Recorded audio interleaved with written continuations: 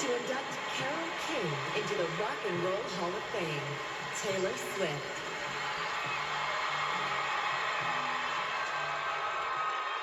I cannot remember a time when I didn't know Carole King's music. I was raised by two of her biggest fans who taught me the basic truths of life as they saw it.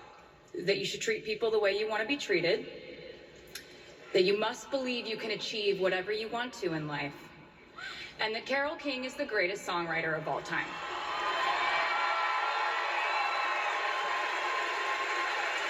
And there have been times when any fan's dedication to the artist they love can complicate things in their personal life.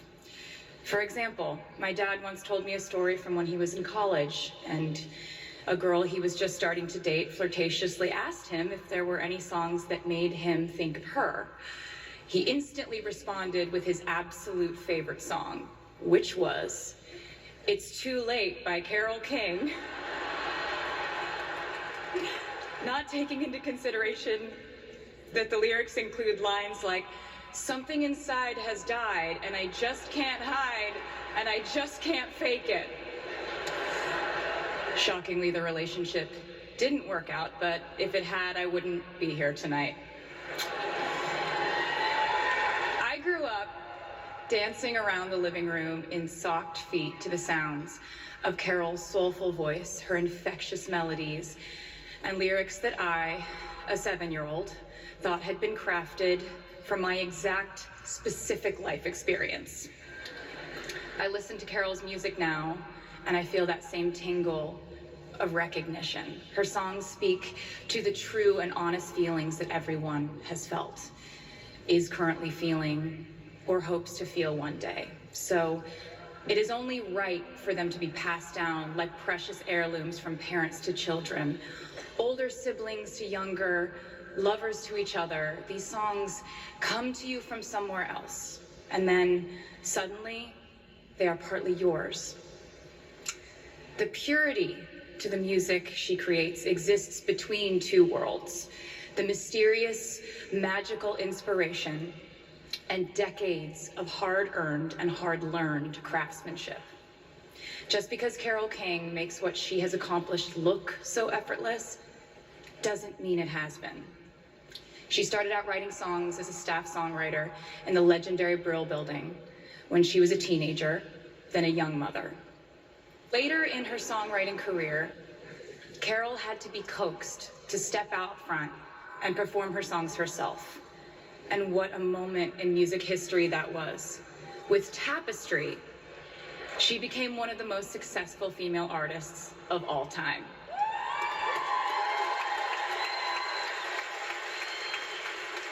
Her persona on Tapestry feels like listening to a close friend, intimately sharing the truths of her life so that you can discover the truths of your own.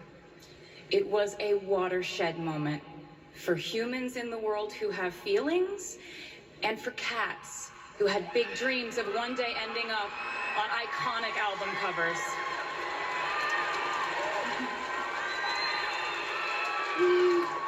Carole taught artists like me that telling your own story is worth the work and struggle it takes to earn the opportunity for your story to be heard. That musical connection can be generation spanning. She created the purest works of love and strength and catharsis while navigating the politics of an era that didn't make space for the idea of a female genius.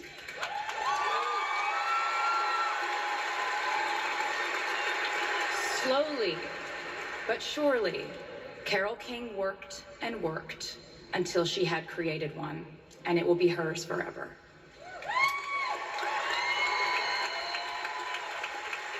She is an immensely generous artist in every sense of that term. She has given us all so much, and that's why I'm so moved and honored to be here this evening to give something back to her. Carole, please accept your well-deserved place in the Rock and Roll Hall of Fame.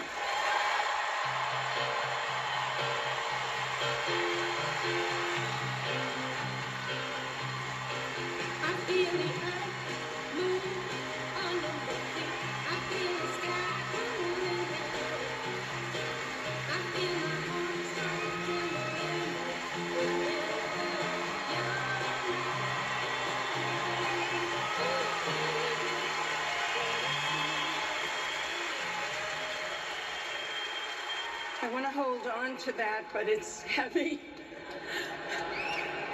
as is tonight, but it's heavy and also light. I want to thank Taylor. Thank you for that awesome performance. And all of y'all, thank you. Thank you. That was amazing. And also, thank you for carrying the torch forward. You're like my professional granddaughter.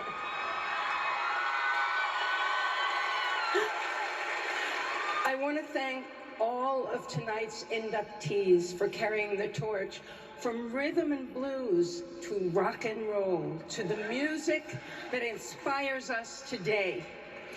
I have to start with Jerry Goffin. I owe so much to Jerry Goffin, whose lyrics nailed our deepest feelings. And Ms. Toni Stern, who wrote, "It's too late, baby, now it's too late." To Lou Adler, who recorded Tapestry as if I were playing a new song for a friend. And he gave me the confidence in 1971 to open for James Taylor at the Troubadour. Oh, thank you. Thank you. I love you too, and I want to say, you know, I'm kind of a hermit, and to come out tonight and see all old friends and new, and just all of you here tonight, to welcome all the inductees, and me as one of them, it's unbelievable. Thank you, thank you.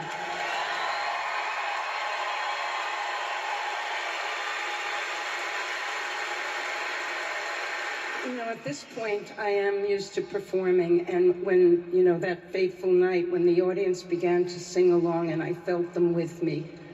And here we are, 51 years later. Wow. Thank you, James. To my mother, my first piano teacher, who exposed me to all kinds of music. To my father, who told me I could do anything. To my daughter and manager, Sherry Goffin Condor, who helps me do everything. And to Louise Goffin, who added to her parents' songwriting skills and continues to bring her own wonderful gift to the world. And to all my descendants, I love you so much. Now, I am told that today's female singers and songwriters stand on my shoulders. Let it not be forgotten that they also stand on the shoulders of the first woman to be inducted into the Rock and Roll Hall of Fame. May she rest in power, Miss Aretha Franklin.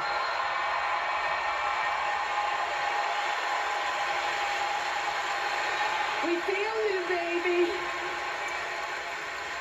Well, there is a movie out now called Respect, and her journey is portrayed in that movie. Ladies and gentlemen, it is my pleasure to introduce the star of Respect, the amazing Jennifer Hudson.